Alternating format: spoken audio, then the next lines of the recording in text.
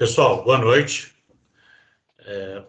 Obrigado aí pelo convite. Prazer estar aqui com vocês. Esperamos aí poder contribuir aí com o conhecimento de vocês nessa área da administração judicial, né, que é uma área importante, uma área boa dentro do direito, né, de atuação dentro do direito.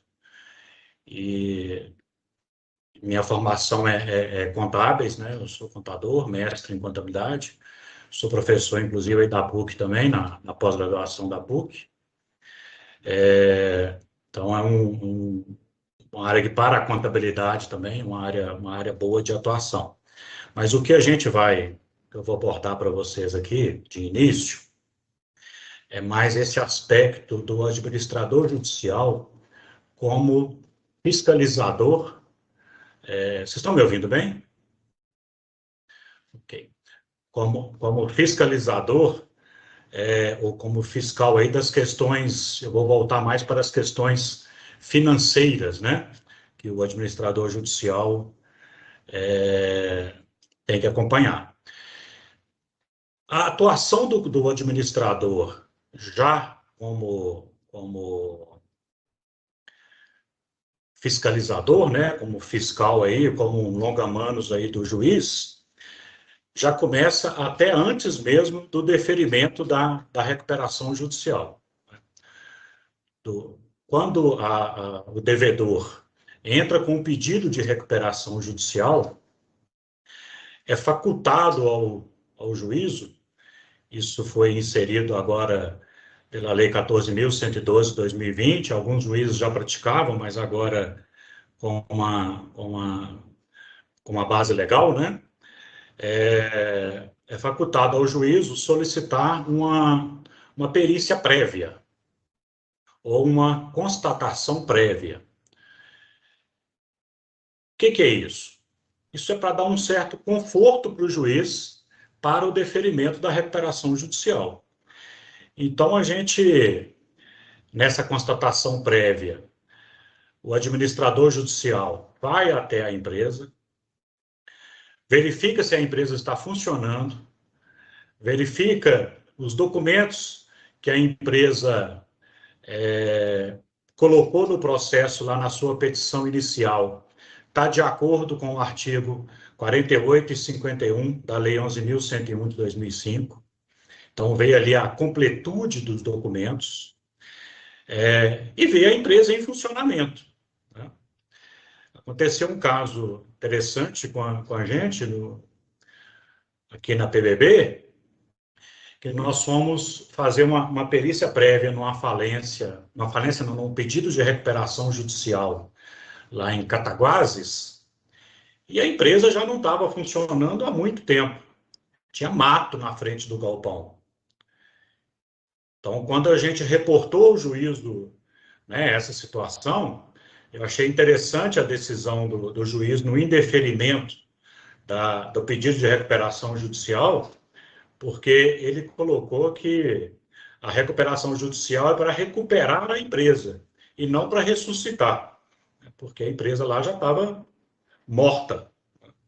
Então, essa constatação prévia, ela dá um conforto, né, para o juiz de que a empresa está funcionando, de que a empresa, com um bom plano, ela pode se recuperar, né,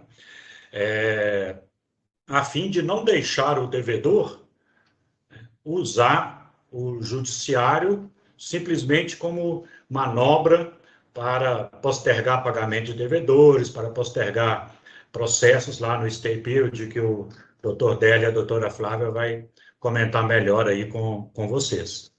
Então, nessa perícia prévia, né, nós já pegamos balanço da empresa, já pegamos informações econômicas, informações financeiras, relação de ativos, relação de processos judiciais, e a fim de fazer esse laudo, né, para o juízo aí se basear para deferimento ou não do pedido de recuperação. Uma vez deferido o pedido, aí a atuação do administrador no que tange ao quesito da área de finanças se dá basicamente em dois momentos, a gente poderia dizer, em dois momentos assim mais global. Um primeiro momento é fazer a verificação dos créditos. O que é isso? Quando a empresa entra com pedido de recuperação judicial, ela coloca lá quem são os seus credores, né? E normalmente coloca isso separado por classe, né? Então, tem os credores trabalhistas, os credores que têm garantia real, os credores quirografários e os credores que são micro e pequenas empresas. E aí o conceito de micro e pequena empresa é um conceito de faturamento, né, que é aquela empresa que fatura até hoje, nesse ano, né, 2023, 4 milhões e 800 mil por ano. Uma empresa que fature até 4 milhões e 800 mil por ano, ela é considerada microempresa. Antes tinha a obrigatoriedade de um registro de microempresa na junta comercial, hoje não é mais obrigado esse registro, né? A junta dispensou isso. Então, muito bem. Então, a recuperanda, ela vai apresentar lá, né? A devedora, ela vai apresentar lá os seus credores separados por classe. Qual é o nosso papel? Qual o papel do administrador judicial nesse primeiro momento? Pegar, junto com a empresa recuperanda, todos os documentos que ela usou de fundamento para elaborar aquela lista e ver se a dívida realmente existe, se a dívida está correta. Então, por exemplo, na hora da Assembleia Geral, que a doutora Délia e a doutora Flávia também devem comentar, a classe trabalhista e a classe micro e pequenas empresas vota por cabeça e não por valor. Então, se tiver uma microempresa lá com um valor de R$100, ela vai votar como qualquer outra microempresa, naquela classe das micro e pequenas empresas. Então, a gente precisa certificar se essa dívida realmente existe, se não tem ali nenhuma manipulação, né, nenhuma invenção de valor, para a gente ter a certeza que a hora que for fazer a assembleia de credores, os valores estão ali corretos. Então, nós pegamos todos os documentos da recuperanda, notas fiscais, contratos bancários, recalculamos tudo minuciosamente para que o administrador judicial possa apresentar uma nova relação de credores, né? Uma relação de credores no processo já elaborada pelo administrador judicial em contraponto àquela apresentada pela recuperanda. Normalmente, nessa verificação dos créditos,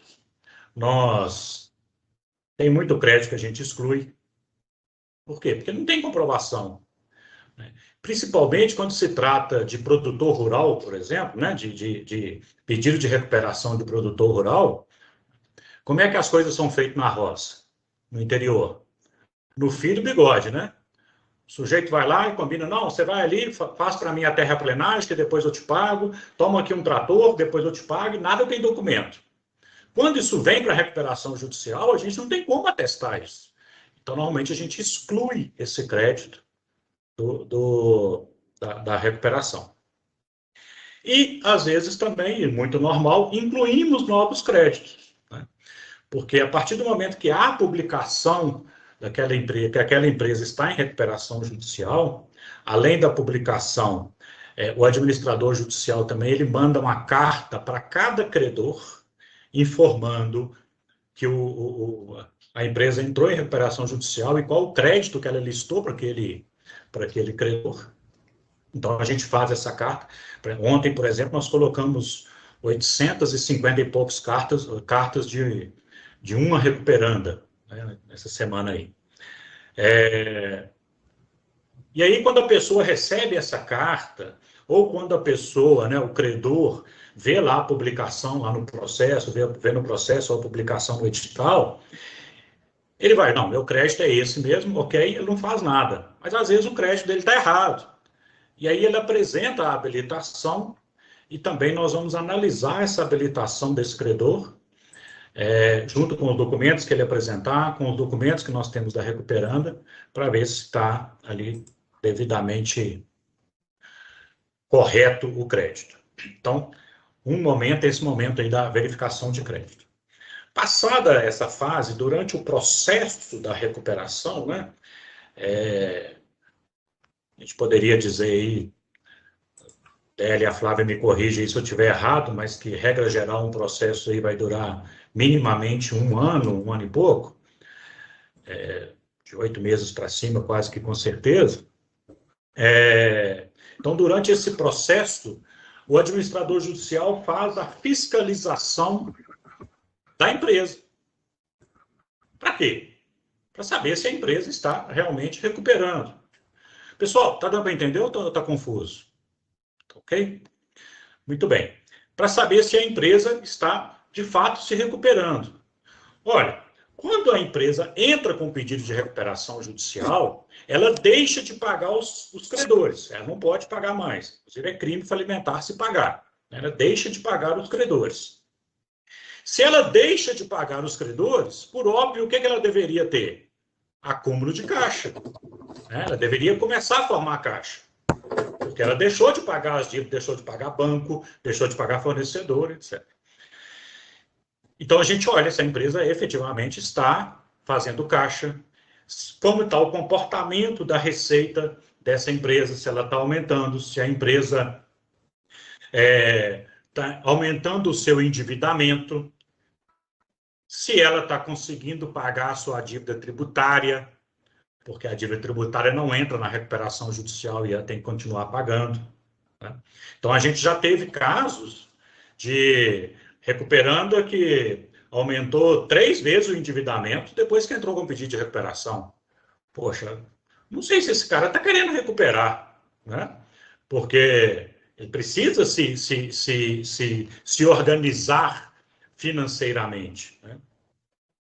E, às vezes, o que a gente encontra muito, principalmente nas micro e pequenas empresas, e algumas até média também, é uma desorganização financeira. A gente costuma dizer popularmente que o brasileiro é muito empreendedor. Eu tenho uma certa ressalva com essa afirmativa, haja vista que a gente vê muitos brasileiros, muitos empreendedores por necessidade. Então, o cara trabalhou no Carrefour 20 anos. Quando ele sai do Carrefour, o que ele sabe fazer? Mexer no ramo alimentício. Ele vai e monta uma mercearia. Ele sabe tudo do ramo alimentício, mas não sabe nada de gestão. O cara trabalhou numa seguradora. Quando ele sai de lá, o que ele sabe fazer? Vender seguro. Ele monta uma corretora de seguros. O que ele sabe fazer? Vender seguro, mas não sabe de gestão. Então, isso é muito encontrado nos nossos empresários, e eu falo isso de experiência própria. A minha empresa também é escritório de contabilidade também, além da gente atuar como perícia, nós já temos aí 27 anos de mercado, é uma história de 27 anos vivendo isso e também dando palestra para empresários. Então, pessoal, muitas das empresas, né, que a gente vê que entrou em recuperação judicial e que depois a gente está fazendo esse acompanhamento mensal da empresa, da situação econômico-financeira da empresa, a gente vê que às vezes a empresa não está sorguendo, não está se recuperando, porque ela continua com a má gestão. Então, esse é um ponto importante, que tanto o administrador judicial, o advogado que está militando para esse empresário, a contabilidade dele, tem que ajudá-lo a se recuperar, tem que ajudá-lo a se organizar financeiramente. Né? Porque, por lógica, a partir do momento que eu entro com um pedido de recuperação judicial, eu não posso mais continuar aumentando o meu endividamento. Eu tenho que fazer caixa, porque eu parei de pagar a dívida passada. Né? E aí, então, a gente faz esse acompanhamento todo mês, se a empresa está aumentando receitas, se ela não vendeu o ativo, porque depois que ela entra com um pedido de recuperação judicial, não pode vender ativo sem autorização judicial, né? Se as despesas dele estão aumentando. Nós já pegamos empresas recuperandas que a empresa envia mais ou menos com a despesa operacional em torno de 1.800.000 mês, e em um determinado momento essa despesa foi lá para 2.300.000, 2.500.000, 3 milhões. Por que aconteceu isso? Quando a gente foi olhar, a empresa abriu empresas prestadoras de serviço de fachada para poder tirar dinheiro da empresa e colocando como se fosse despesa da empresa. Uma outra coisa que chama muita atenção da gente, que é muito comum acontecer, a empresa entra em recuperação judicial, ela tem lá 100 mil para receber de clientes. Aí depois ela começa a ter 200 mil, 300 mil, 1 milhão, 2 milhões a receber de clientes. Poxa, mas essa empresa não está recebendo dos clientes? A empresa está em recuperação e não está fazendo cobrança? Tá. Só que aí o cliente está pagando direto para o sócio, sem passar pela empresa. Aí na contabilidade da empresa está lá que o cliente está inadimplente, mas o cliente não está inadimplente, ele pagou para a empresa. Às vezes a gente vê uma empresa com a receita de 1 milhão e um custo de 1.200.000. Custo é aquilo que a empresa gasta para produzir. Poxa, mas como é que uma empresa está em custo, ela gasta para produzir 1.200.000 para ter uma receita de 1 milhão? Na verdade, o que está por trás disso? Ele está produzindo, vendendo sem nota fiscal via Caixa 2 e dando baixa no estoque. Então,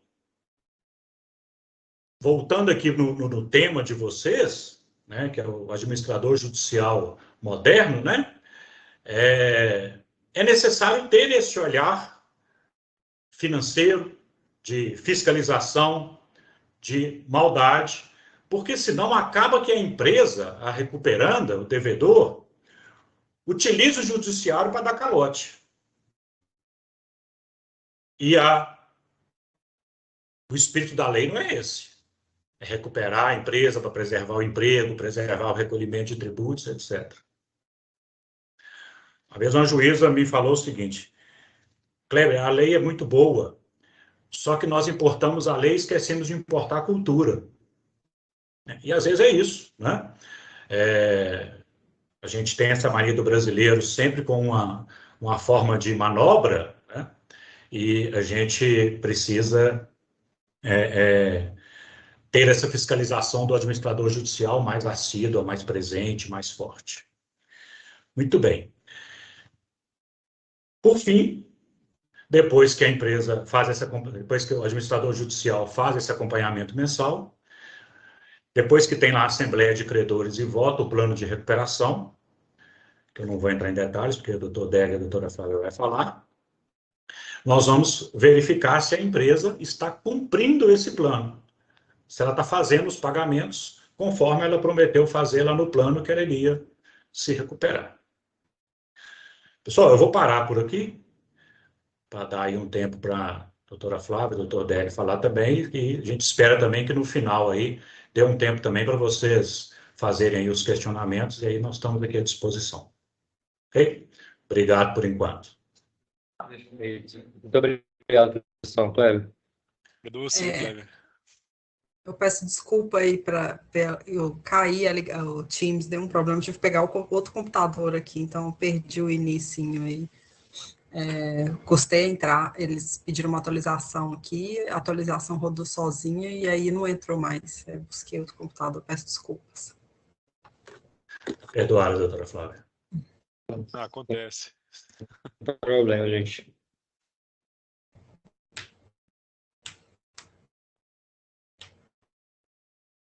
Bom, já sou eu com a palavra? Bom, de acordo com o escopo, né, que o Keylor, o pessoal pediu para a gente apresentar, seria um pouco do papel do administrador judicial no cenário atual da recuperação judicial e da falência. O doutor Délio vai falar um pouco mais sobre a falência, e a minha ideia aqui é expor para vocês um pouquinho do papel do AJ, né, do administrador judicial. A gente comumente chama de AJ, né, o administrador da recuperação judicial.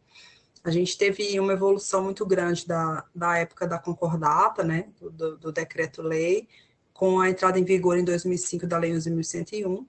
Eu imagino que a grande maioria de vocês já teve essa disciplina, né, já estudou essa matéria, e a 11.101 foi recentemente alterada pela 14.112 e trouxe novas obrigações aí para o papel do administrador judicial. Mas eu acho que, assim, pelo menos eu, quando eu estudei na faculdade de recuperação judicial e falência, eu acho que eu não fazia nem noção do que era, na prática, essa realidade, né? Principalmente a realidade do administrador judicial. Bom, primeira coisa, né? Quem é o administrador judicial? Ele pode ser um advogado, um economista, um contador, e uma empresa especializada. E quando é uma empresa especializada, ele tem um responsável que é uma pessoa física. Então, a gente sempre tem uma figura, pessoa física do administrador judicial, ainda que o nomeado seja uma empresa. Nos dias atuais, e aí entrando na questão do administrador moderno, a complexidade das relações que envolvem as recuperações judiciais demandam extrema capacitação do administrador nomeado. Então, o que se vê atualmente é que aqueles administradores que existiam lá na época da concordata, na época do início da 11.101, que eram advogados, contadores ou economistas que trabalhavam por conta própria, sozinhos, com uma equipe reduzida, eles perderam espaço num cenário de complexidade desse tipo de relação. Cada vez mais o número de recuperações judiciais aumenta, a norma se difundiu, né? E o juiz, quando vai nomear, ele opta, na grande maioria das vezes, especialmente quando as recuperações são de empresas grandes, de extenso passivo, em nomear empresas, em nomear administradores que tenham capacidade multidisciplinar, ou seja, que tenham equipe contábil, que é o nosso caso aqui, que é o Dr. Kleber, que atuem como equipe contábil muito capacitada, que tenham advogados, administradores, pessoas que realmente consigam entender não só do procedimento jurídico recuperacional, mas também da estrutura lógico-organizacional da empresa, para realmente contribuir para o seu erguimento. Então, o que a gente tem hoje, em alguns tribunais, como o Tribunal do Rio de Janeiro, ele exige também um cadastro, e ele exige que seja feito um curso. O Tribunal de Justiça do Rio de Janeiro é o único do Brasil que ele exige um curso específico para você se cadastrar como administrador judicial no âmbito do Tribunal do RJ. Os outros tribunais têm evoluído também para cadastros como auxiliares da justiça, e aí eles exigem uma vasta documentação dentre certidões de antecedente criminal, certidões tributárias, currículo, comprovação de experiência, que é o caso do Tribunal de Justiça aqui de Minas, né?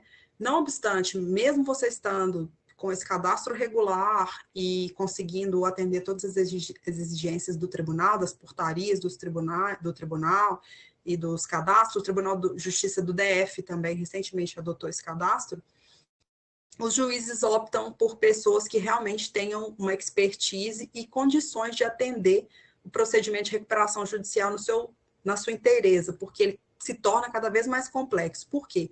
O volume de relações tratadas ali e os créditos envolvem relações jurídicas antecedentes que o administrador judicial é chamado a dar parecer, e é esse parecer que auxilia o juízo, né, o administrador como auxiliar da justiça, auxiliar do juízo, os pareceres dele auxiliam o juiz na sua decisão. Então, quando a gente tem lá no início a nomeação desse administrador judicial, em conjunto com esse contador, com esse perito contábil, com essa equipe contábil, que é o nosso caso, são várias expertises demandadas para que a recuperação judicial possa fluir, né? E a questão se tornou tão grande, tão complexa, que hoje em dia a gente tem nomeação de mais de um administrador judicial na mesma recuperação judicial. Nós aqui, né, não vou ingressar muito no caso, porque é um caso em andamento, a gente não comenta muito, mas nós fomos nomeados em 2 casos em conjunto, que são casos de grande complexidade, normalmente empresas que não estão só dentro de Minas Gerais, estão dentro de outros estados, ou perpassam por outros estados, e a recuperação judicial é tão grande, tão complexa, que o juiz opta por nomear mais de um administrador. A gente tem aqui a Samarco, no nosso caso, a SDEVA, que é uma outra nomeação em conjunto, e no âmbito nacional, a gente tem a OI, que houve nomeação em conjunto, e temos também a Americanas, que houve nomeação em conjunto. Teve até uma discussão, nós temos aí 2 discussões judiciais a respeito da nomeação do administrador em conjunto, não aqui em Minas, mas no Tribunal de Justiça do Rio, e foi o caso da Americanas, mas saiu um acórdão confirmando a nomeação conjunta, ou seja, confirmando a possibilidade de você nomear mais de 2 administradores. Por que o Ministério Público, inclusive o recurso do Ministério Público, discutiu isso naquele momento? Porque ele entendia que não teria como responsabilizar o administrador, porque a lei exige, inclusive, quando é pessoa jurídica, que tenha uma única pessoa física que seja ali o responsável por conduzir o procedimento recuperacional.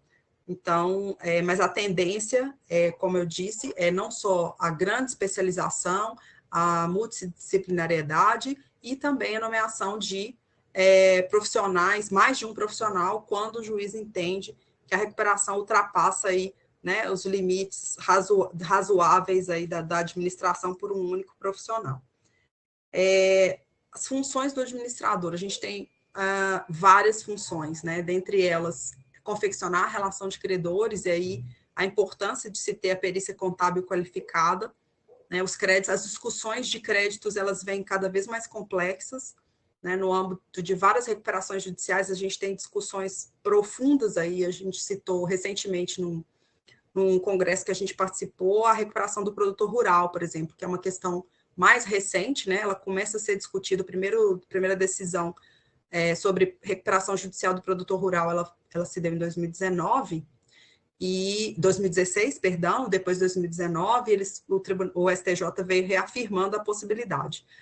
Aí, quando a gente entra numa seara de um produtor rural, pessoa física, que se transforma em empresa para fins exclusivos de ajuizar a recuperação judicial, a gente precisa de uma contabilidade que faça mágica para conseguir separar a pessoa física do produtor rural de todas as relações complexas que ele se envolve. Porque ele se envolve desde disputas com cooperativas, que agora, recentemente, a lei diz que é extraconcursal, né, desde que ele seja cooperado, e aí tem uma discussão se isso vai vigorar ou não, por causa da par condicio creditorum, enfim.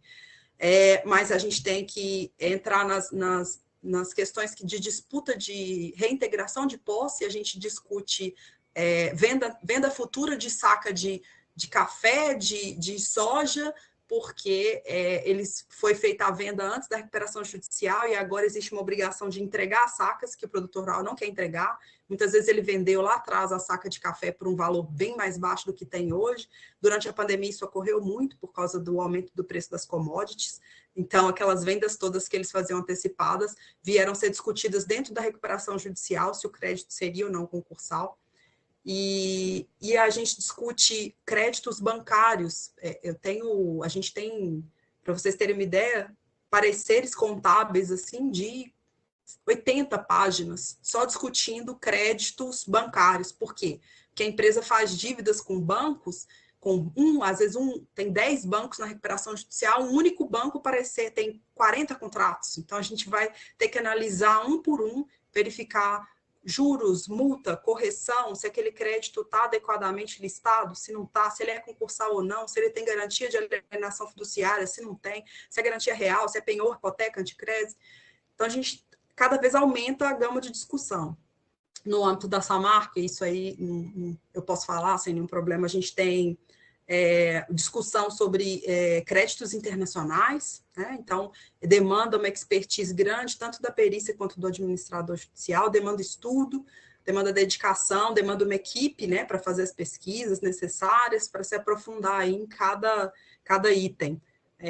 Então, o administrador é chamado a dar esses pareceres. Com a 14.112, ele também foi chamado para fazer relatório do plano de recuperação judicial. Então, a gente ingressa lá com a recuperação judicial, né, o recuperando, ele tem 60 dias para apresentar o plano dele, a forma como ele pretende soerguer.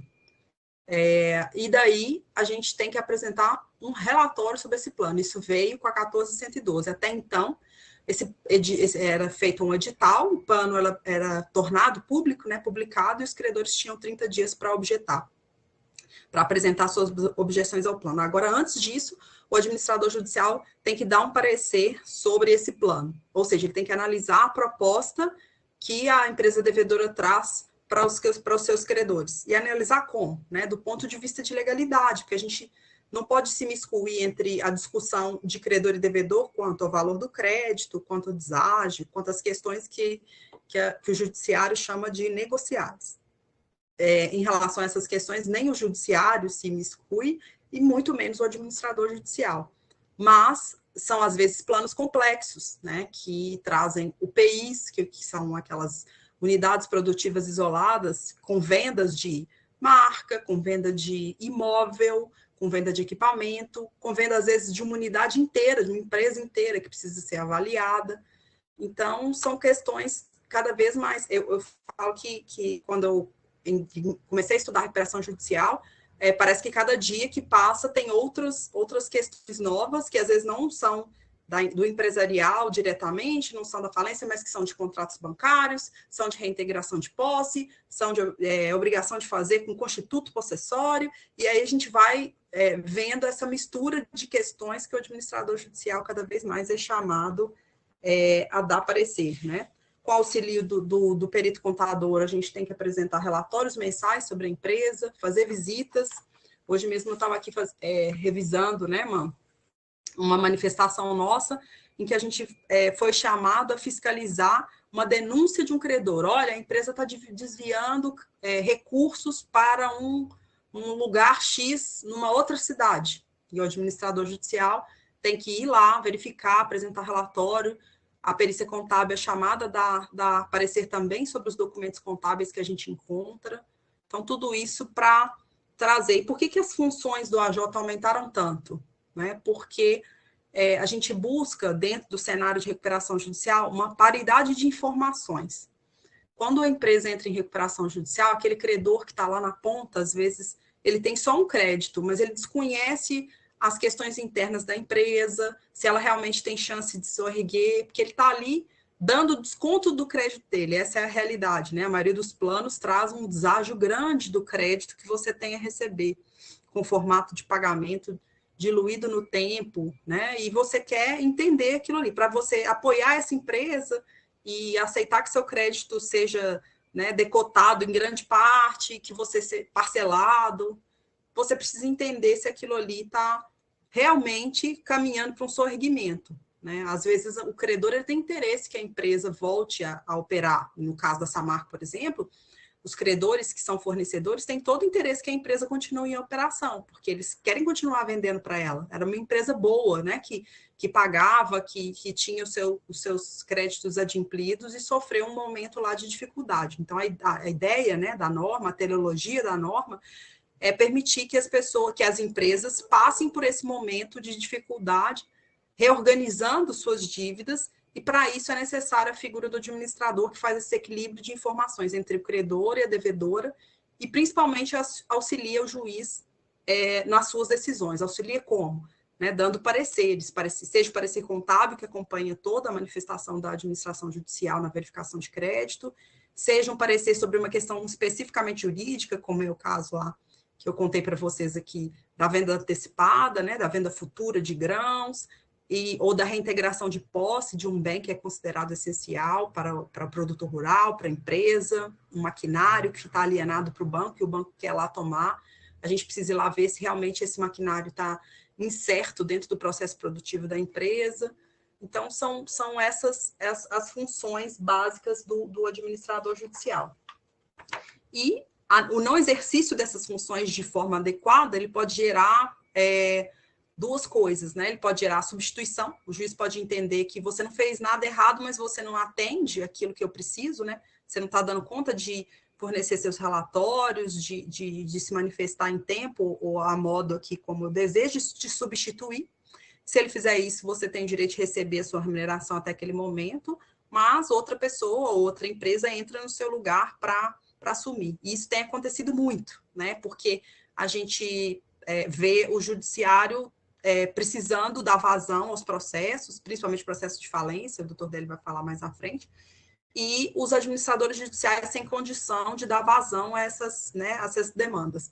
Então, a gente foi, né, nós aqui do escritório tivemos várias substituições em que os administradores judiciais, às vezes, daquele modo antigo, não que eles necessariamente tenham feito nada errado, mas às vezes eles realmente não conseguiram acompanhar a evolução do processo de recuperação judicial, que hoje é um processo que caminha rápido, né, e se não caminhar, ele acaba gerando a quebra da empresa, então o administrador tem que agir dentro dos prazos legais, os prazos são curtos, e as demandas são muitas, e normalmente elas demandam parecer imediato, decisão imediata, e isso faz com que a pessoa tenha que ter uma estrutura realmente para dar conta de processar todas essas informações, fazer os pareceres e dar o andamento necessário do procedimento.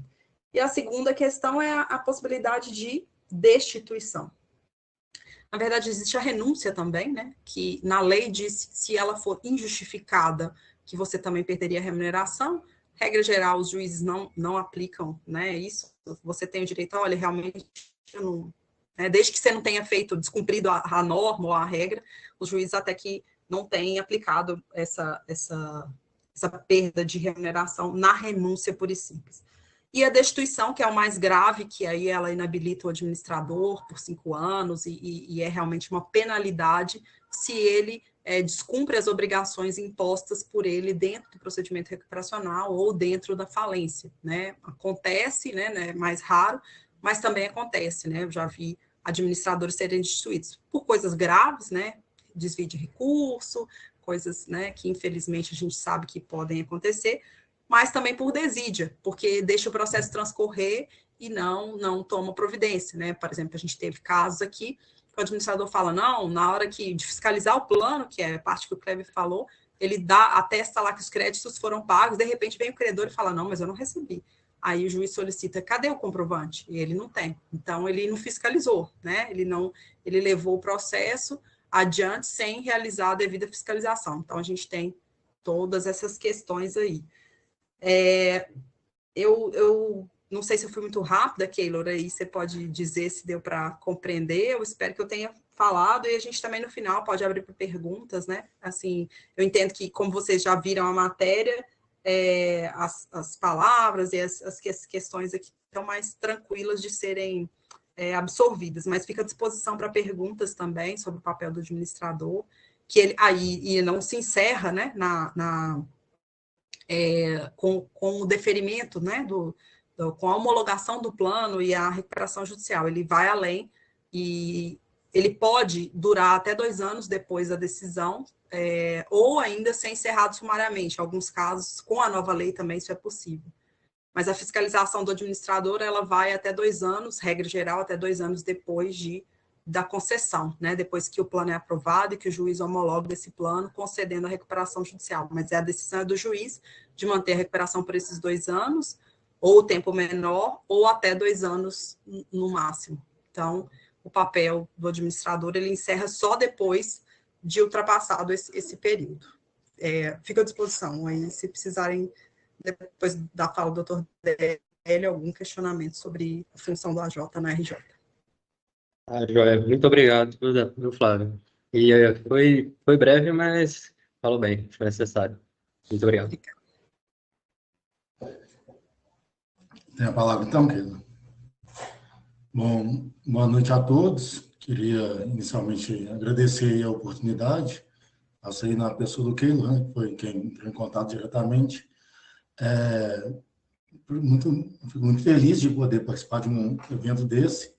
Mostra como é uma plateia selecionada aí de alunos de graduação já interessado em uma matéria que é uma matéria complexa, matéria falimentar e matéria de recuperação judicial, insolvência como um todo.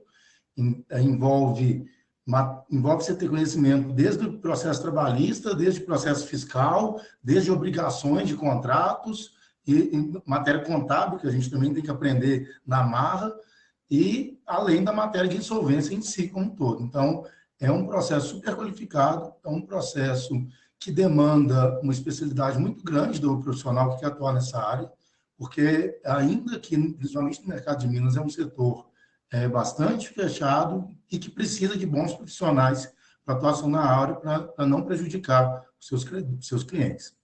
E também não poderia deixar de falar da satisfação de falar no evento ao lado da Flávia e do Kleber, que são profissionais, colegas aí, parceiros que muito admiro. E a minha fala, pessoal, ficou mais focada na matéria alimentar, no processo de falência em si, na nossa divisão. E o enfoque principal que eu vou dar para o tema proposto, que é o administrador moderno, é o administrador moderno na atuação do rastreamento de ativo, na busca daquele ativo necessariamente que era da empresa e se desviado nas medidas que ele deve adotar para buscar esse ativo. O processo de falência é um processo que é uma execução coletiva. A gente tem que entender como uma execução coletiva, porque ele tem essa natureza processual de execução coletiva, que acontece em um juízo próprio. E a universalidade do processo de falência, ela traz aspectos desse processual, como a competência de um único juízo, para tratar de todas as matérias relativas às questões alimentares, como, por exemplo, o conhecimento dos ativos, a classificação dos créditos, o valor daqueles créditos, tudo isso é de competência do juízo alimentar, com algumas exceções, como, por exemplo, a questão do juiz trabalhista, ele vai processar a ação trabalhista, ele vai fixar o crédito trabalhista, e após ele fixar o crédito trabalhista, a execução, a fase de cumprimento de sentença da reclamatória trabalhista, não acontece na Justiça do Trabalho. Apenas a fase de conhecimento acontece na Justiça do Trabalho. E aí vem, então, a certidão de habilitação de crédito da Justiça do Trabalho para o juízo alimentar. E o juízo alimentar que vai ver se aquele crédito tem pertinência, se ele tem natureza alimentar mesmo, e até em quais valores ele vai ser habilitado como alimentar, como quirografar, que a lei faz uma distinção de até 150 salários mínimos. Outra exceção é na execução fiscal, a mesma coisa. Execução fiscal se processa lá, os embargos de execução fiscal, caso oposto, pela falida ou pela massa, também é processado um juiz da execução, que é um juiz próprio, mas depois do julgamento, quando se avaliar qual que é o valor daquele crédito, se aquele crédito tem natureza fiscal ou não, essas questões são trazidas para o processo alimentar. Então, há um juízo único, universal desse aspecto processual e também há um concurso de uma universalidade material, que é o concurso obrigacional. A previsão de pagamento acontece no juízo alimentar e nas regras estabelecidas pela previsão legislativa, pelo escalonamento. Na lei nova, os créditos trabalhistas, depois os créditos com garantia real, os créditos fiscais, depois os créditos quirografados, e assim vai. Com algumas exceções também, porque o próprio artigo 84 da lei traz que os pedidos de restituição e os créditos extraconcursais, como as próprias despesas da massa, a remuneração do administrador e dos demais auxiliares que foram contratados, são pagos com preferência a esses outros créditos previstos na ordem de pagamento do artigo 83. Então, o que a gente primeiro tem que entender é que o processo de falência é uma execução concursal que visa a ter duas fases muito simples. Uma fase em que eu vou apurar o passivo, e aí entra todo esse trabalho bem desenhado pelo Kleber de constatar qual que é o real passivo daquela empresa, de verificar que não está tendo passivo simulado, porque é comum a gente ver, às vezes, a juização na Justiça do Trabalho, alegando uma relação de trabalho ali de alguma pessoa da família com um suposto salário, e, na verdade, aquilo ali é uma ação simulada. A empresa não contesta, faz um acordo milionário, alguma coisa assim, e aquele crédito, às vezes, é constituído de forma fraudulenta dentro da própria justiça. A pessoa utiliza da justiça para fazer a fraude. E aí é necessário, nesse primeiro momento, a gente ter uma apuração do passivo muito, muito bem detalhada. E a outra fase do processo de falência é a fase de verificação do ativo, de apuração do ativo, de arrecadação desse ativo. E aí, muitas das vezes, nas falências, o que a gente se constata é que esse ativo sumiu, ou que ele foi praticamente desviado. E aí que é o grande problema que a gente verifica, porque as modalidades de fraude são diversas e elas se inovam a todo momento. Se o administrador não ficar esperto, ele passa batido e essas fraudes não são constatadas, o que acaba trazendo um prejuízo enorme para os credores. E, por outro lado, as pessoas que praticam a fraude acham que estão sendo muito espertas. Mas quando ela tem, do outro lado, um administrador diligente, um administrador sério, que, conforme o título da nossa palestra está chamando de administrador moderno, esse administrador moderno consegue demonstrar que a pessoa que praticou a fraude está fazendo um ato ilícito e responsabilizar ela por esse ato com o patrimônio todo dela.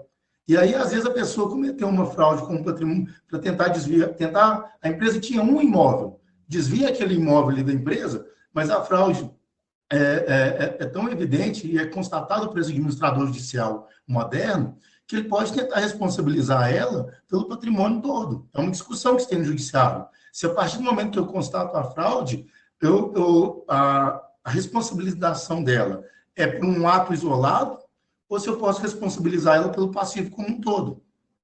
E, às vezes, as pessoas têm a visão de que a falência é muito ruim, mas a falência daquele empresário que, apenas por má gestão, como o Kleber expôs, às vezes a pessoa quebra, não por causa de fraude, mas sim por má gestão.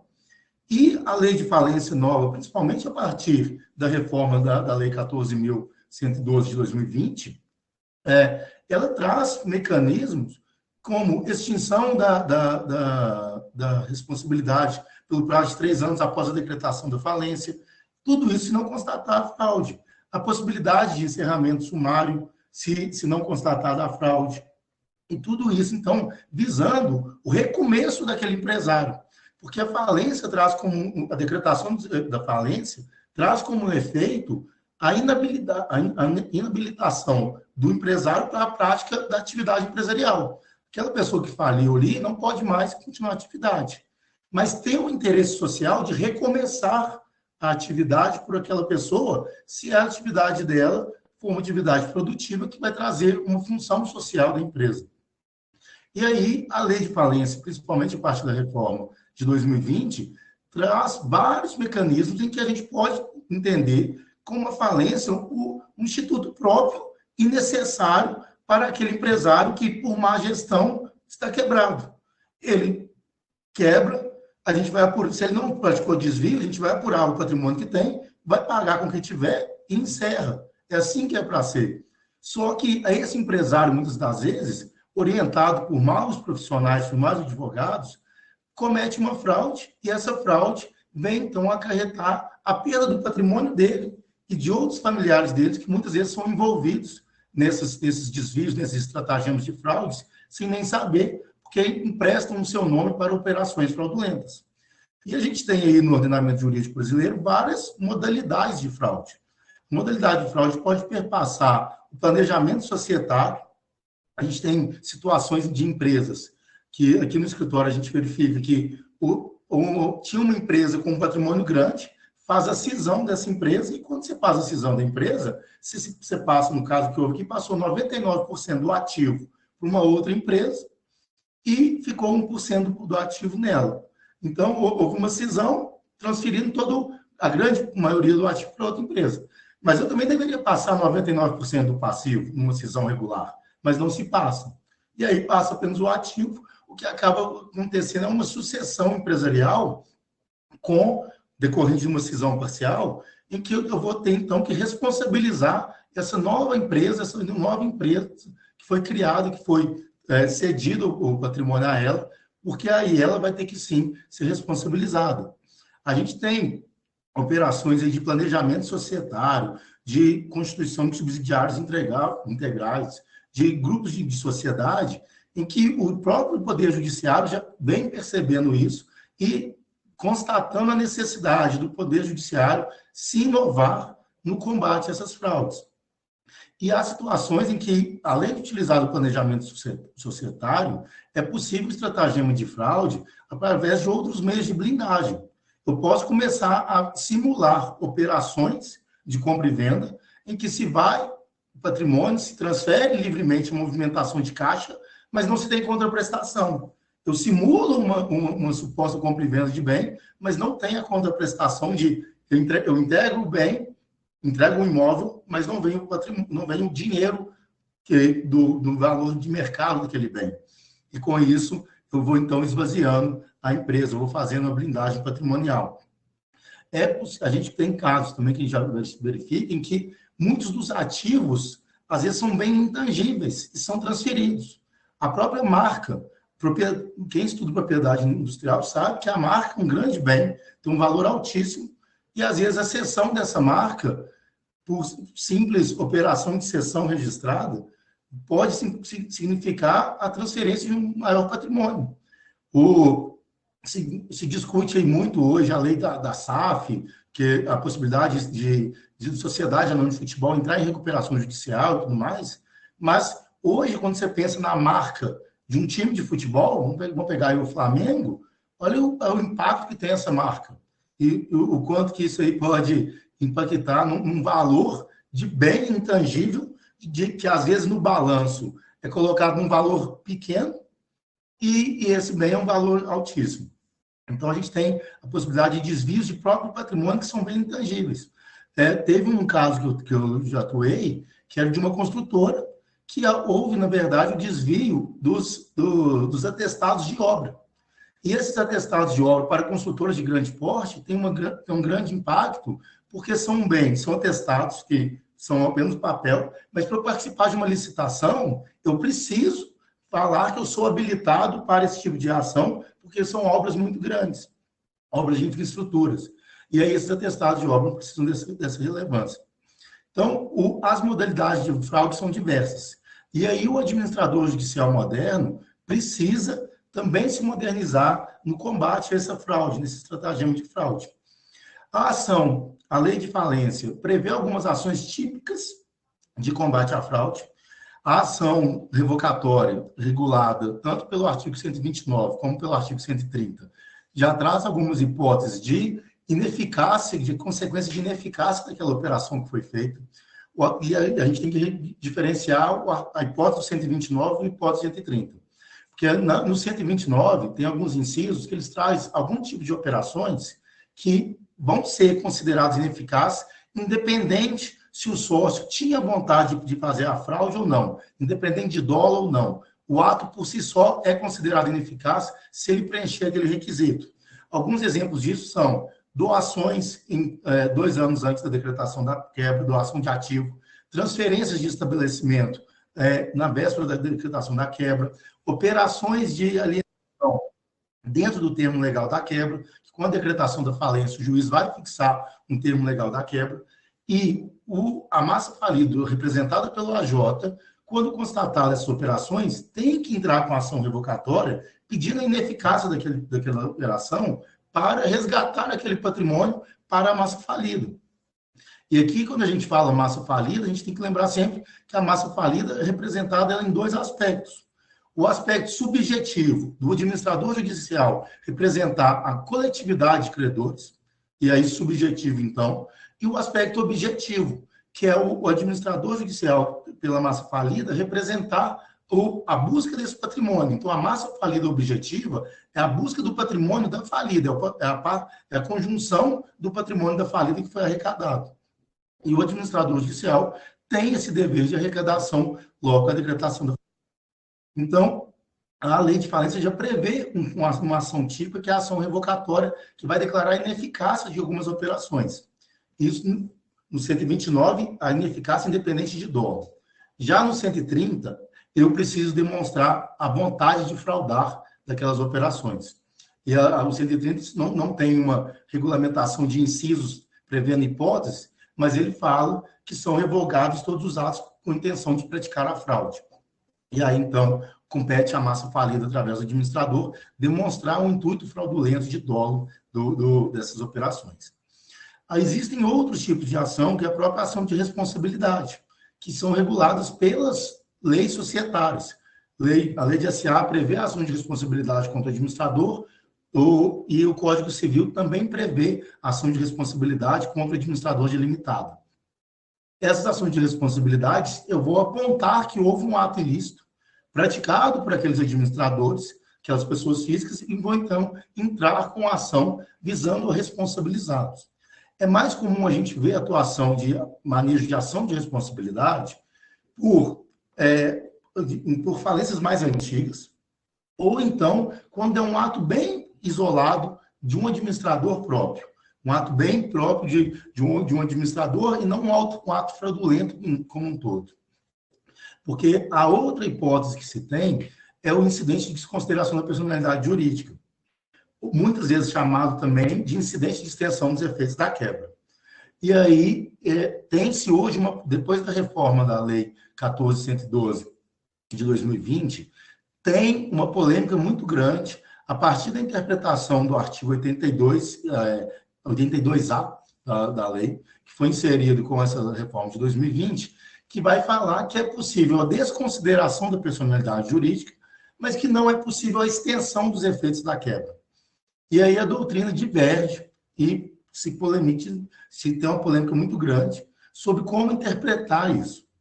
Porque desconsiderar a personalidade jurídica, quando foi criada essa teoria, que veio com base na construção doutrinária jurisprudencial, que não se tinha isso no Código Civil inicialmente, o que se considerou se considerar que personalidade jurídica é eu quebrar a figura da pessoa jurídica daquela sociedade.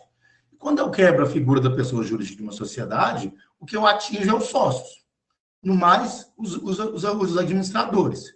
Então, eu quebrar a personalidade jurídica, ou desconsiderar a personalidade jurídica, para tirar o véu da pessoa jurídica, que é muito comum essa expressão, é eu atingir sócio e administrador. Ok. E a lei 82A da lei fala, é possível a desconsideração, mas não é possível a extensão dos efeitos da quebra. Mas não me basta eu ter uma interpretação muito formal desse artigo e eu ir apenas a uma visão de que somente é possível a desconsideração. Por quê? Porque muitas das vezes os beneficiários das fraudes não são os sócios dos administradores, são os testas de ferros, são os terceiros que às vezes são criados como se forem pessoas jurídicas para utilizar daquela sociedade. Então, na verdade, eu preciso estender a responsabilidade para terceiros. Eu preciso estender aquele passivo falimentar para terceiros. E aí, essa é a grande polêmica, porque eu preciso, na verdade, vedar a fraude. Eu preciso inibir a fraude. Eu preciso ir atrás do patrimônio. Então, eu preciso necessariamente seguir o dinheiro, seguir o patrimônio e ir atrás de quem se beneficiou. E muitas das vezes, como não é somente os administradores e os sócios, eu preciso, então, estender essa responsabilidade para outros. E aí, com base nisso, a gente tem na doutrina pessoas com uma visão mais formal. Por exemplo, a Adriana Pugliese, lá da FGV, tem uma visão mais formal de que só pode a desconsideração. Por outro lado, a gente tem pessoas, como o professor Sérgio Mourão, da FMG, que tem uma visão maior, no sentido de que, não, eu vou necessariamente estender a responsabilidade para todos os beneficiados. E aí, qual que é a interpretação que se faz? Porque quando eu leio o 82, fala, é vedada a extensão dos efeitos da quebra. E aí, a interpretação que me parece mais salutar e mais propícia para a finalidade de uma atuação moderna, que busca o patrimônio que efetivamente foi desviado, é eu interpretar que, olha, se eu posso estender a responsabilidade para atingir aquela pessoa jurídica que foi criada, que é uma testa de ferro, ou aquela pessoa física que se beneficiou. Mas eu não necessariamente vou tornar ela um ente falido, uma outra sociedade falida, mas eu atinjo ela com uma responsabilização de patrimônio. E aí eu me assemelho ao instituto do incidente de desconsideração da personalidade jurídica. Só que não um incidente para atingir apenas o sócio, apenas o administrador. Um incidente para atingir todos os beneficiários daquela fraude. Porque o incidente de desconsideração da personalidade jurídica, ele tem aspectos processuais e tem aspectos de direito material. Um dos aspectos processuais é eu trazer aquela pessoa que está sendo responsabilizada para o polo passivo da execução. E eu respondo, então, eu trago aquela pessoa para responder com o seu patrimônio dentro do polo passivo. E aí, o incidente traz esse patrimônio, imputando, então, aos atingidos obrigações pelo débito daquele devedor. No caso aqui, pelo débito do falido, pelo passivo falimentar. Uma outra consequência é eu impor, por base até do artigo 689 do Código de Processo Civil, que essa pessoa vai responder com todo o patrimônio dela, presente e futuro. Porque enquanto eu ainda tiver a execução concursal funcionando, o processo falimentar funcionando, eu posso fazer o bloqueio do patrimônio daquela pessoa. Agora, a discussão que se tem é, eu posso limitar a responsabilidade daquela pessoa? Pode. E aí se começa, então, a montar alguns incidentes processuais para ver até onde foi o nível de desvio patrimonial daquela pessoa que se beneficiou. Mas, por outro lado, o que a gente vê é que muitas vezes a massa falida pede a responsabilidade total daquela pessoa por todo o passivo da falência. E muitas vezes os tribunais não. Pelo menos as ordens de indisponibilidade mandam pegar o patrimônio todo, ressalvado muitas das vezes o patrimônio de recurso e os bens de família apenas. Então, por isso, aquela visão de que, às vezes, quem comete a fraude está se achando muito esperto, mas, na verdade, quando ele pega um administrador judicial moderno, e aqui que eu estou falando é o administrador judicial diligente, sério e competente, esse administrador vai ter meios para buscar a extensão dessa responsabilidade para terceiros.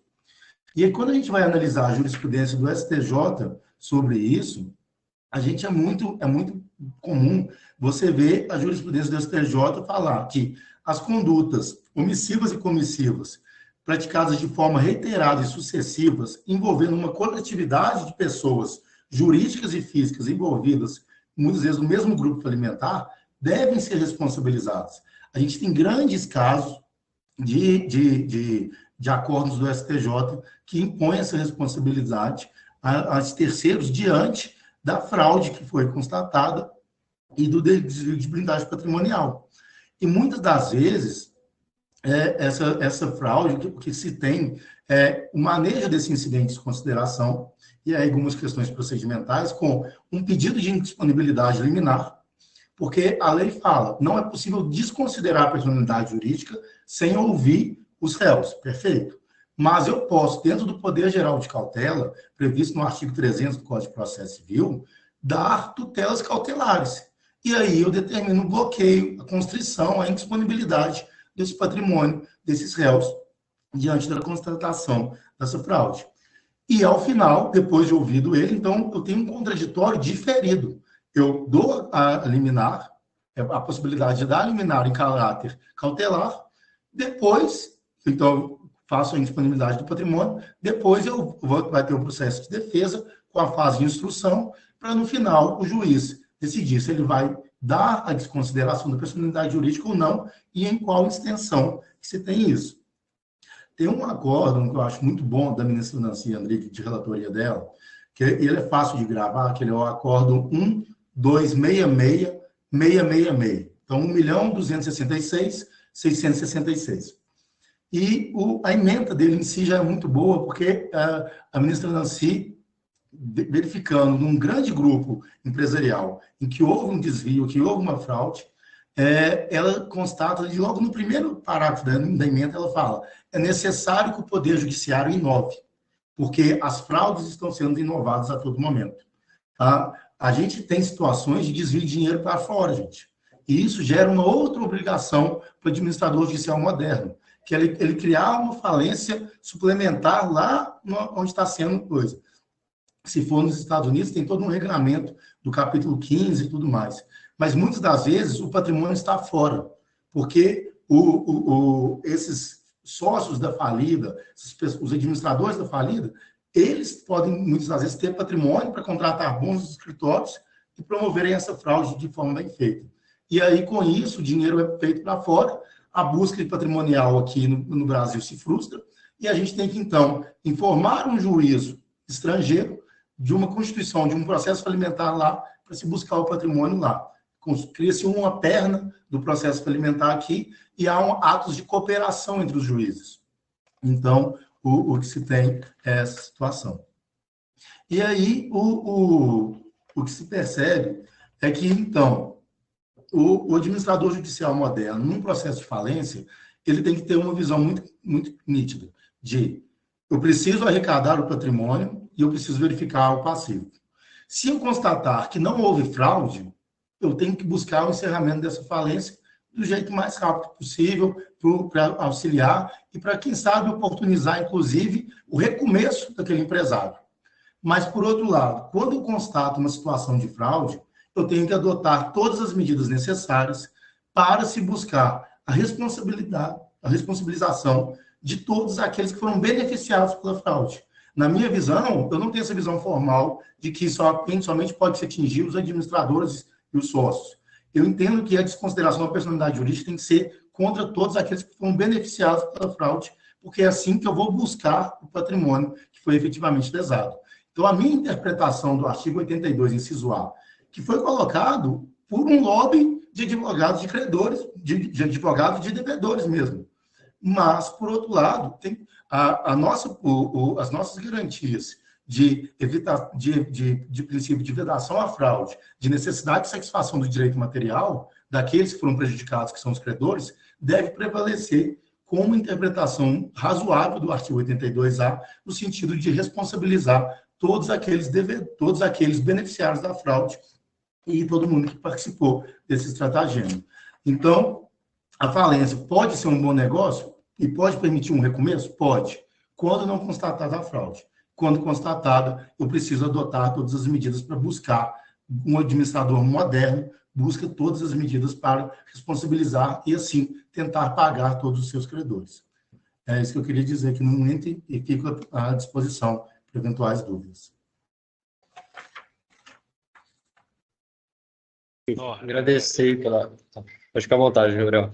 Não, muito boa mesmo a explanação de todos vocês. Essa questão da desconsideração da personalidade jurídica, inclusive, é um tema que eu gosto bastante, acho bem interessante, apesar de eu não trabalhar no escritório com recuperação judicial ou falência e tudo, a gente tem algumas execuções, e execução é algo bem difícil no Brasil, né?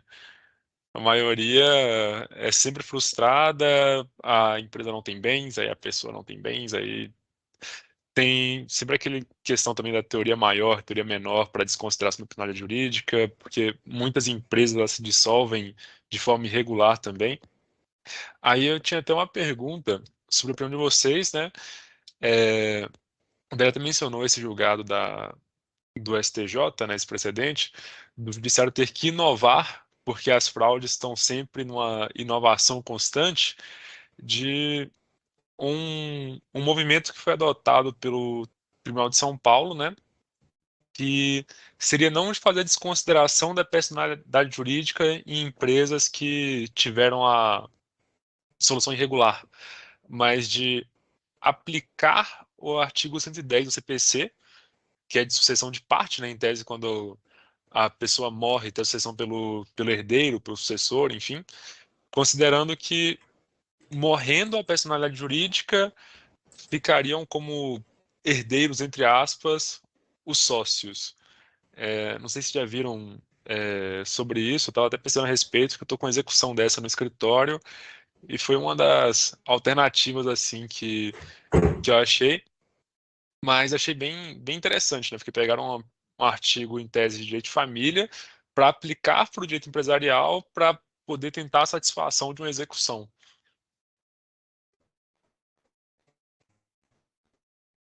Qual que é o artigo que você falou? Desculpe, eu não escutei o artigo.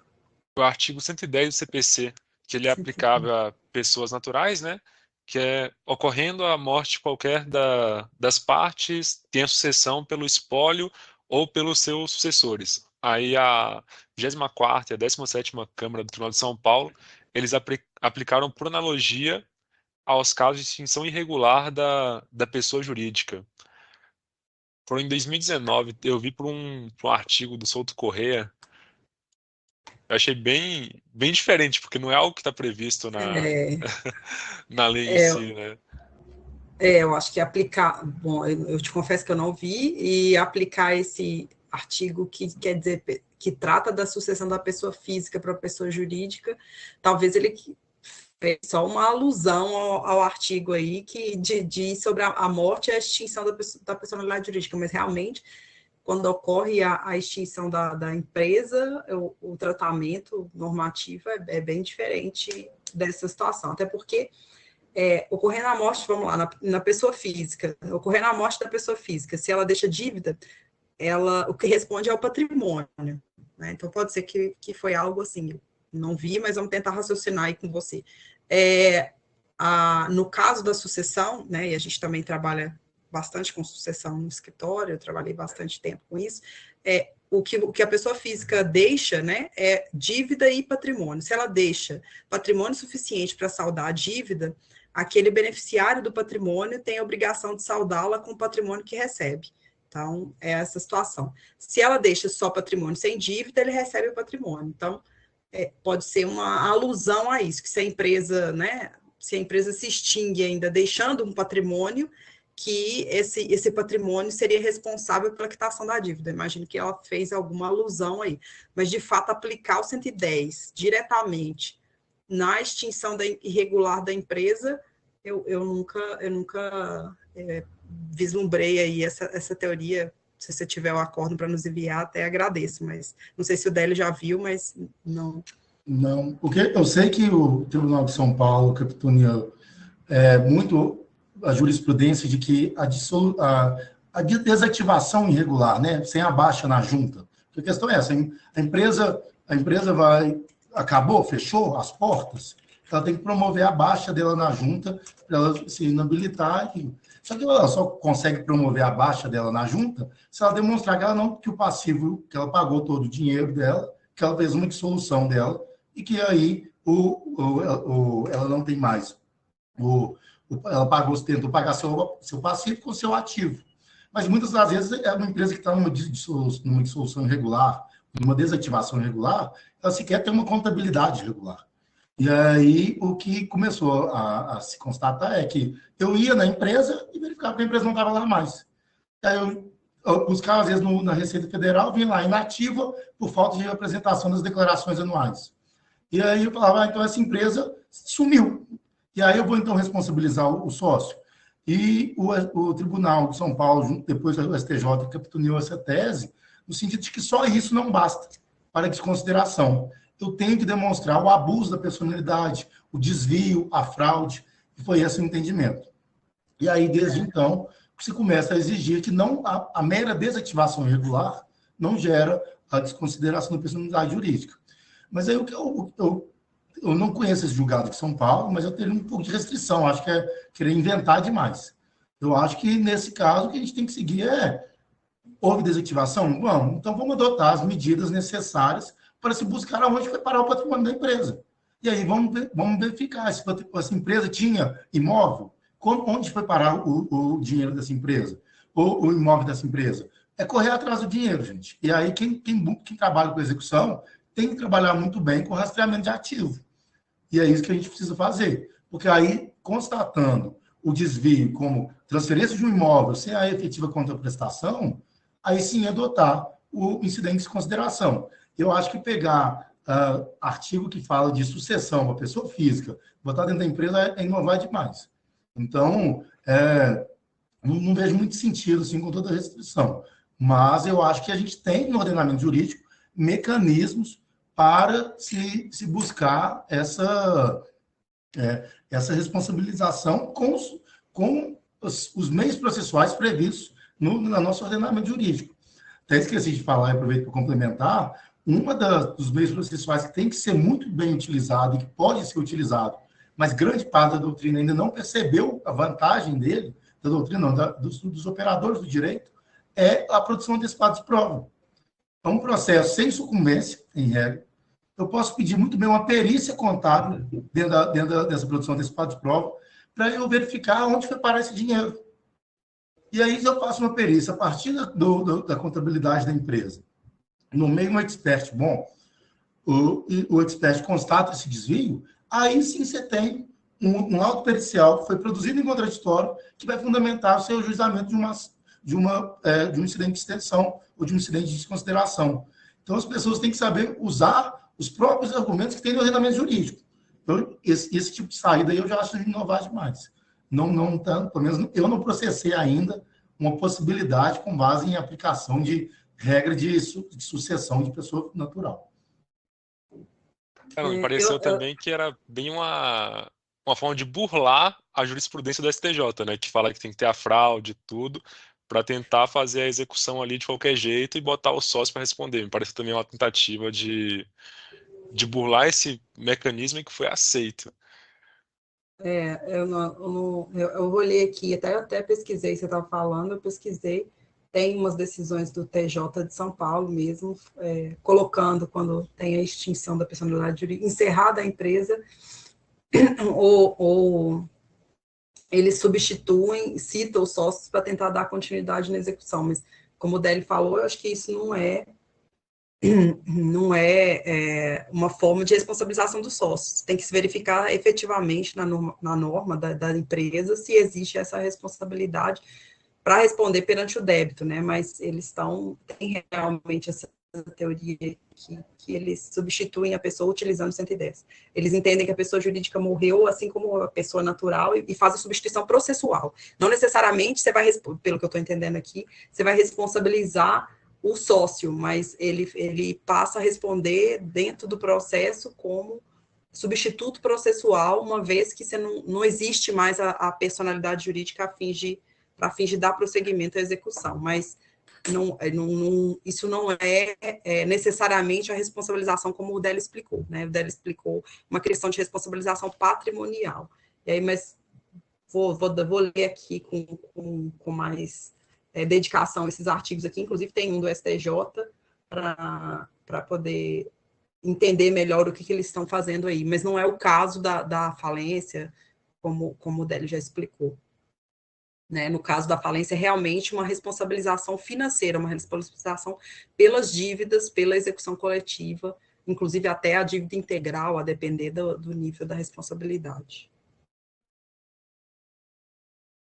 Entendi. Muito obrigado. Imagina. Se alguém quiser formular alguma pergunta pelo chat ou ligando o microfone, você pode perguntar. Aí, pessoal, boa noite. Boa noite. Boa noite, todo mundo tá me ouvindo, hein? Sim. Tá certo. Boa noite. Desculpa aí, a câmera não está ligada, no momento eu estou com o celular, mas eu queria fazer uma pergunta e depois eu queria fazer um comentário mesmo sobre a explicação do Délio.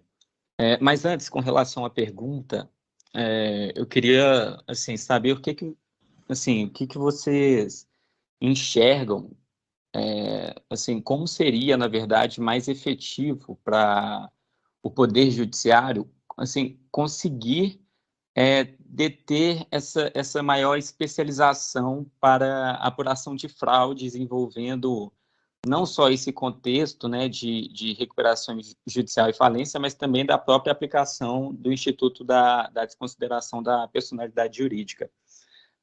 Porque, assim, às vezes eu não sei se vocês também partilham dessa opinião, mas às vezes eu penso que, especialmente em matéria de direito empresarial, o judiciário ele não consegue acompanhar a evolução da doutrina que acontece com uma velocidade assim, um pouco maior.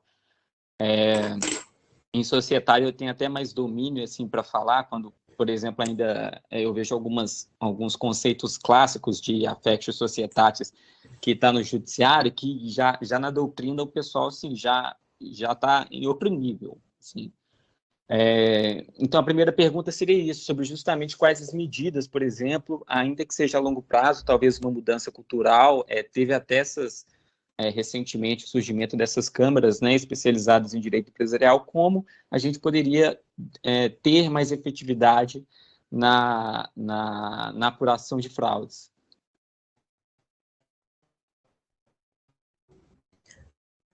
Bom, eu acho que a apuração de fraude... Bom, voltando lá no que a gente falou do papel do administrador judicial, né, que acho que a principal, no campo da falência e da recuperação judicial, o administrador judicial tem papel fundamental nessa apuração.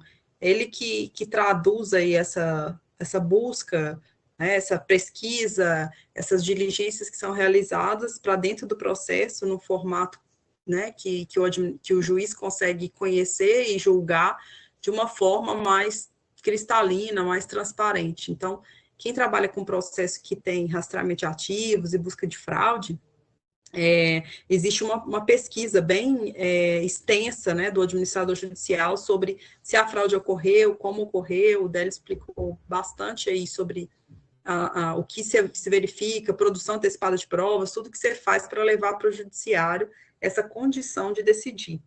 eu acho que as relações hoje empresariais, elas são extremamente complexas para a gente, igual a gente está lidando outro dia, no caso, fundo de investimento, empresa, empresário, negócios fora, contratos internacionais. Então, tudo isso, acho que nem é uma questão de acompanhar, só que é uma realidade, às vezes, muito distante da nossa, jurídica, da nossa realidade sistêmica e de estudos. Então, o papel de quem trabalha nesse tipo de procedimento é traduzir isso de uma forma mais simples possível e respaldar o juízo de provas para que isso possa melhorar, para que a gente consiga. O Délio tem grande experiência, eu também tive experiência em processos grandes de fraude, que a gente tem que ter um trabalho árduo para conseguir demonstrar e fazer a prova, mais do que a gente achar que tem fraude, de que a gente verificar que houve desvio de recurso, que houve desvio de patrimônio no curso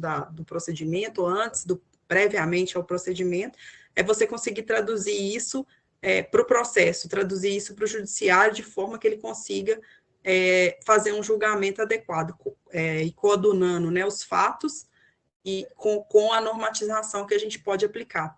E a questão é bastante complexa e precisa de um aparato bem, bem pesado, porque não raras vezes tem desvio de dinheiro para o exterior, você precisa ajuizar procedimentos fora, o Délio citou os Estados Unidos, mas tem outros países, tem, né, paraísos fiscais, onde você precisa ter uma diligência ainda maior, e isso custa caro, né? Então, acho que um limite aí a essa busca, né, de solução para essas fraudes, ou punição, ou resgate desses valores para quitação dos credores originários, é também o custo que existe por trás de todo esse trabalho que é feito, pelo menos dentro da recuperação judicial e da falência.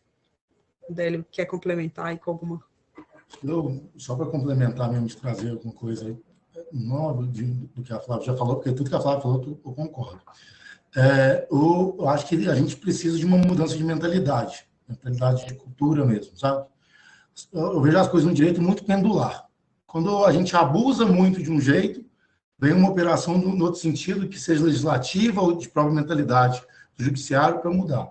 Então, quando se começa com ter muitos ajuizamentos de desconsideração da personalidade jurídica, de forma desregrada, sem comprovação de fraude, sem nada, o tribunal vai reagir o legislador vai reagir e vai fazer de uma outra forma. Foi o que aconteceu com o 82A.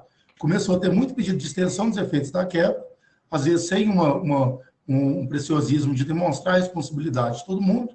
O judiciário incluía todo mundo no processo, virava aquela confusão, e veio o lobby, então, de tentar evitar essa extensão e simplesmente a desconsideração. E aí, o que eu acho que a gente precisa de mudar a mentalidade é no seguinte: a gente precisa também buscar a conciliação e a mediação no meio dos empresariais. A partir do momento que tem uma incidente de consideração, que eu trago, que eu faço uma indisponibilidade de patrimônio, ainda que seja o patrimônio imóvel, ainda que seja algum patrimônio que a empresa consiga estar no seu ativo imobilizado, ainda assim eu trago muito prejuízo para ela, porque ela perde linhas de crédito para isso, outros credores vão ter restrição em fazer operações com ela, e aí eu começo a inviabilizar aquela empresa. E aí eu começo também a impossibilitar que os outros sócios possam participar de outras operações, e aí a atividade empresarial vai se perdendo. E aí as pessoas têm que começar a perceber o benefício de uma mediação empresarial, de uma conciliação empresarial, porque isso pode evitar um desgaste de vários anos de processo. O nosso poder judiciário é lento, o nosso poder judiciário não está preparado para a infraestrutura, e demandas empresariais são complexas.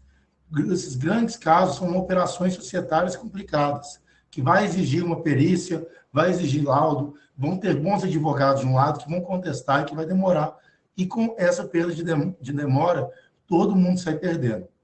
E aí, os credores perdem porque não aguentam mais esperar o pagamento, e as empresas que foram atingidas porque beneficiários da fraude também vão perder, porque às vezes Então, evitar uma responsabilidade, correr o risco de ser responsabilizada só por um ato isolado que elas fizeram de participação na fraude, correr o risco de ser responsabilizado por todo um passivo alimentar. Então, além disso, eu vejo uma necessidade de mudança de estrutura. Não, assim, concordo, sim, com o que vocês dois falaram. Não, e realmente, inclusive, às vezes a escolha pela arbitragem está saindo mais barato, entre aspas, né? Porque pelo menos talvez você tenha uma maior especialização ali nas decisões, e além de conseguir assim, mover o processo com mais fluidez, com mais rapidez. Com relação ao comentário que eu ia fazer, quando você estava comentando, Délia, da extensão, né, dos efeitos da personalidade jurídica sobre essa discussão, e que está previsto, se eu não me engano, foi no artigo 82, né, que você mencionou, da lei de falência, que assim, aqui no grupo a gente faz as apresentações do tema de recuperação judicial e falência, e eu até fiquei responsável por falar da desconsideração da personalidade jurídica.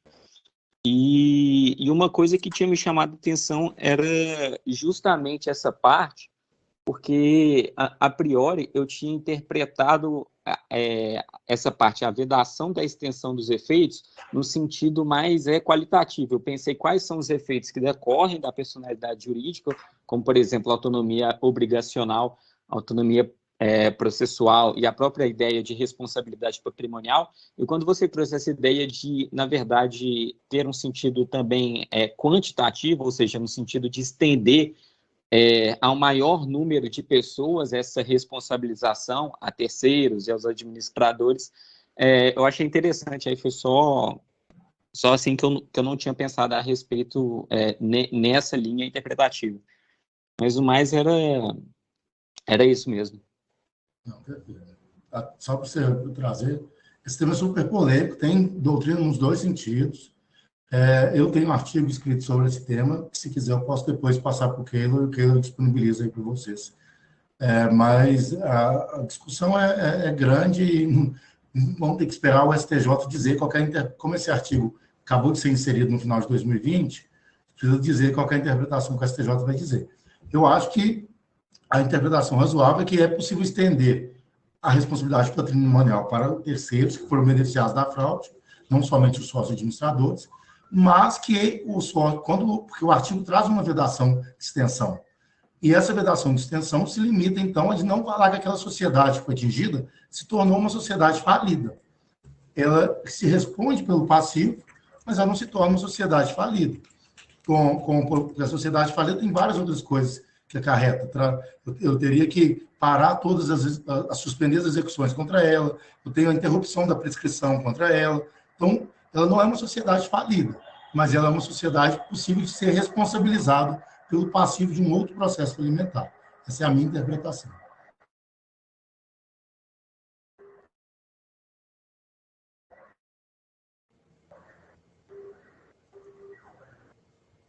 Bom, alguém mais tem alguma pergunta, gente? Uma pergunta, um comentário? Bom, interpretar o silêncio então como um não. O Keylor pediu, gente, para avisar que ele foi fazer prova agora, por isso que ele não está presente. E ele estuda à noite, mas ele faz parte do grupo aqui e tudo. Só que como ele tem uma prova agora às 9 horas, ele teve que sair um pouco mais cedo. Então, gostaria de agradecer vocês, Délio, Flávia e Kleber, pela brilhante exposição que vocês fizeram. Sanaram muitas das dúvidas que a gente teve ao longo do semestre estudando o tema, né? E é um tema muito amplo e que vocês conseguiram trazer um panorama geral dele, assim, inclusive pontos que a gente nem tinha pensado, que nem o Pedro mesmo falou agora da interpretação dele do artigo 82A e tudo, que vai agregar muito pra gente. E agradecer mesmo, que é a gente sensacional. Obrigadão. A gente que agradece, fica à disposição. Obrigada. A gente Obrigado. agradece a oportunidade. Um abraço. Obrigado, pessoal.